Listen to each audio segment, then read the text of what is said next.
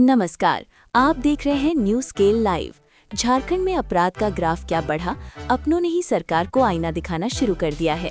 कांग्रेस की fire brand नेता अंबा प्रसाद ने अपनी ही सरकार की कानून व्यवस्था पर करारा प्रहार किया है। आखिर क्यों उन्होंने रांची को अपराध की राजधानी बता दिया? क्यों राज्य के डीजीपी को उन्होंने हताशा मिश्रा कहकर पुकारा?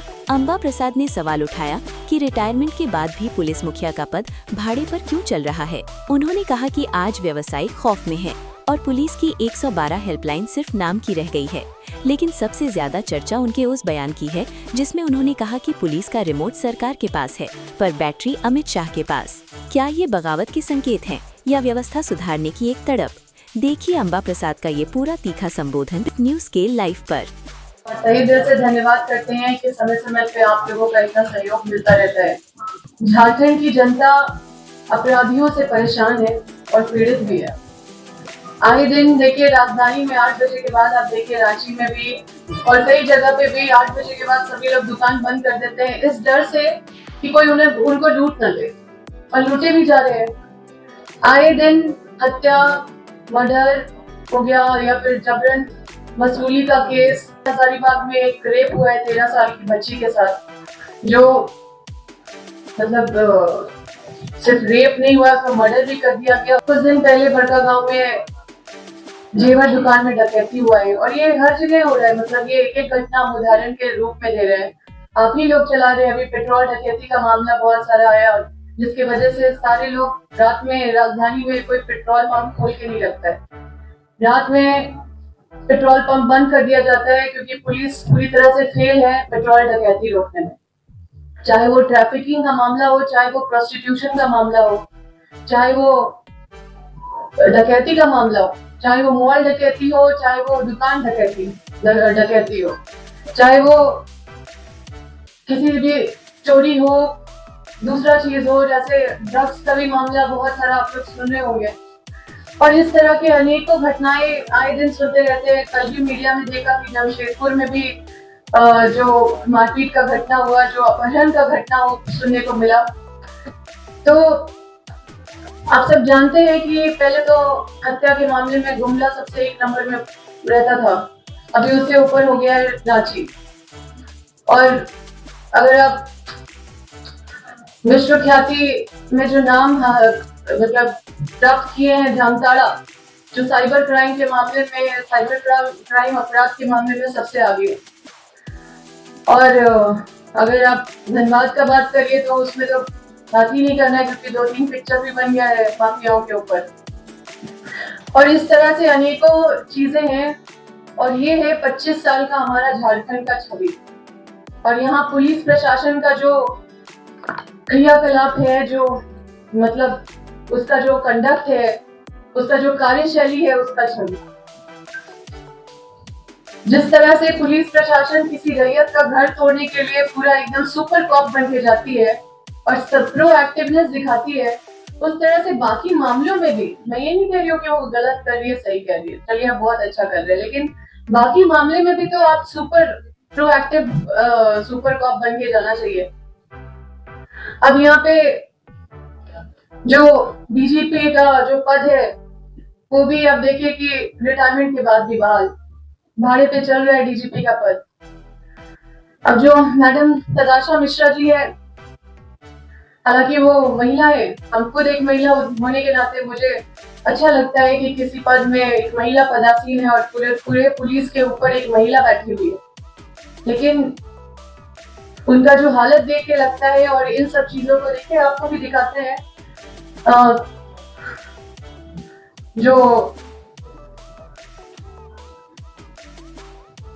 विश्वास है पुलिस प्रशासन के ऊपर, वो आपको देखना चाहिए। विष्णुगढ़ में अभी जो तनाव का माहौल है, लोग बोल रहे हैं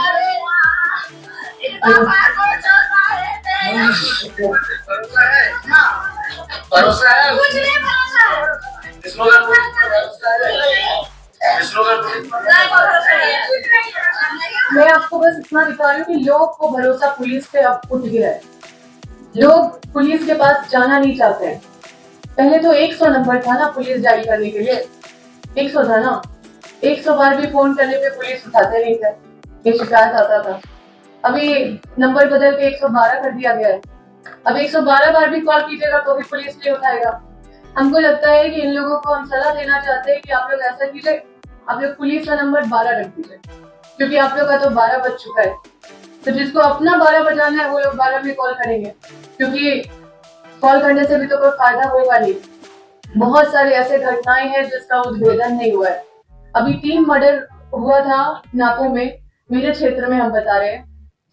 मेन क्रिमिनल लोग को बचाने का कोशिश किया गया। आप जानते हैं कि पुलिस का भर लगा के अपराधी मतलब अपराधी इतना बड़ा अपराध करके भाग भी जा रहे हैं, और अपराध करके भाग भी जा रहे हैं, और फर्जी पासपोर्ट बना के ये लोग अजरबैजान चले जा रहे हैं, तो क्या बोलते हैं, फ्रांस चले जा रहे हैं, इंग्लैंड चले जा रहे हैं। वहां की पुलिस हम लोग को पकड़ के दे रहे हैं। तो ये हालत है। तो ये हालत देख के डीजीपी मैडम तदाशा मिश्रा जी का जो लगता है कि जनता को उनका नाम हताशा मिश्रा रख देना चाहिए, और ये पुलिस विभाग एनटीपीसी को दे देना चाहिए, क्योंकि पुलिस विभाग सरकार के पास रहे या ना रहे, चाहे वो एनटीपीसी के पास ही क्यों ना रहे, लेकिन हालत तो चेंज होने वाला नहीं है। अब आप सोचिए कि रक्षक ही भक्षक बन जाए। हम तो ये बोल रहे हैं कि चलिए ठीक है, मर्डर होता है तो वो रैम्पेंट, मतलब उसको नियंत्रण नहीं कर सकते। कोई आपसी रंजिश में मर्डर कर दिया, उसको पुलिस कंट्रोल नहीं कर सकता है, हम मान सकते हैं कि चलिए उसमें आपका कंट्रोल नहीं है। लेकिन जो ड्रग्स है, जो ट्रैफिकिंग है, जो प्रोस्टिट्यूशन है, जो वसूली है, अवैध वसूली, जो इस तरह का जो घटना, जो लूट है, जो जिस तरह से डकैती हो रहा है, ये सारा तो ऑर्गेनाइज क्राइम है ना। ये माफिया लोग मिलके जो ऑर्गेनाइज क्राइम कर रहे हैं, इसमें पुलिस का सहयोग बिना मिले ये ऑर्गेनाइज क्राइम कैसे हो सकता है? आप सोचिए कि पुलिस एक गिरोह को ऊपर उठाने के लिए दूसरा गिरोह को मार देती है, किसी को उठाना है तो दूसरे को मार देती है, और सुपारी लेके मारती है, और पैसा भी लेती है, मेडल भी लेती है। तो जब रक्षक ही भक्षक बन जाए, आप अर्ज कीजिएगा कि अगर भूत आ रहा है, ठीक है, भूत आता है तो आप लोग क्या हनुमान चालीसा पढ़ने लगते हैं, है कि नहीं? तो जब भूत आ रहा है और भूत ही हनुमान चालीसा पढ़ के आ रहा है, तो आप क्या पढ़िएगा? ये है यहाँ के पुलिस प्रशासन का हाल।